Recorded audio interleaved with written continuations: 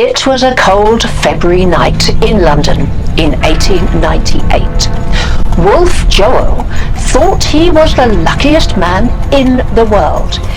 He'd had a fabulous time visiting London, the place where he had been born 34 years ago. But now he was about to return home to South Africa, where his family owned several diamond and gold mines. He was to host a dinner party at the luxurious Savoy Hotel for a group of his closest friends. Hotel manager Cesar Ritz and his French chef Auguste Escoffier planned a sumptuous feast for this party of 14. But at the last minute, one man cancelled. As the rest of the party assembled at the table, there were murmurings about 13 being an unlucky number. But all was forgotten as they tucked into their rich fare, until Wolf Joel stood up and thanked his guests for coming. "Unfortunately," he said, "I must leave you now. I am heading to Southampton, from where I will board my ship home tomorrow morning." There was immediate consternation at the table. "Wolf, you can't leave. Don't you know that the first person to leave a table for 13 will surely die?" "Oh, my dearest friends," he replied, "you must rid yourself of those foolish superstitions." As he left, they heard him chuckling to himself along the hallway. 3 weeks later, Wolf was back in Johannesburg, catching up on his paperwork, when suddenly a man burst into his office, took out his .32 caliber revolver and shot poor Wolf Joel between the eyes. Now, no one could have predicted that. The assassin was a German adventurer who went by the name Baron von Veltheim. There was a murky story about him trying to blackmail Wolf's brother Solly and attempting to enroll Wolf in a plan to murder President Kruger. But really, it was just a case of very bad luck indeed.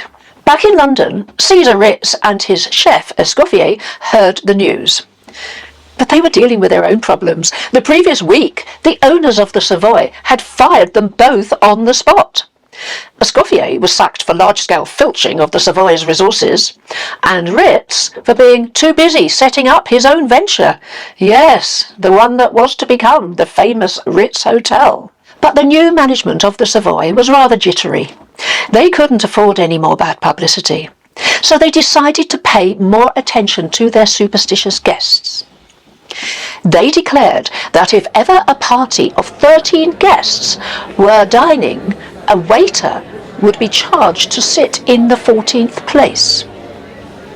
Well, that plan did calm things down a bit, although it wasn't ideal. The wealthy guests couldn't enjoy private discussions, and the unlucky waiter would hate sitting there feeling like a right prune, though it took the Savoy over 20 years to come up with a better solution.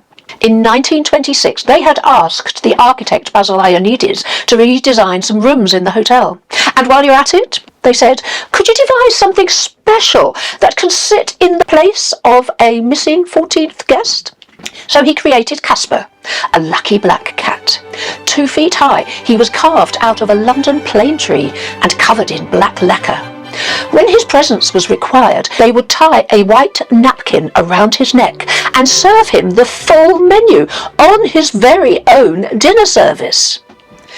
Kaspar became one of the most regular diners at the Savoy Hotel, until the day he disappeared.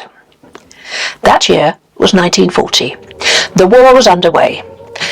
Air Commodore Harold Peake had hosted a special dinner at the Savoy for some brave fighter pilots. Much wine was drunk and spirits were high.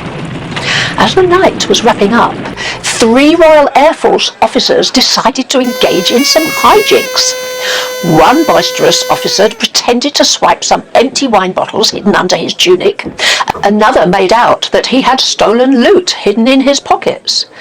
As the head waiter apprehended these 2, the third chap made off with Kaspar under his raincoat. Word soon got out that Kaspar had gone missing. Who had stolen him? Even Air Commodore Peake was under suspicion. Winston Churchill loved dining at the Savoy. He also loved cats.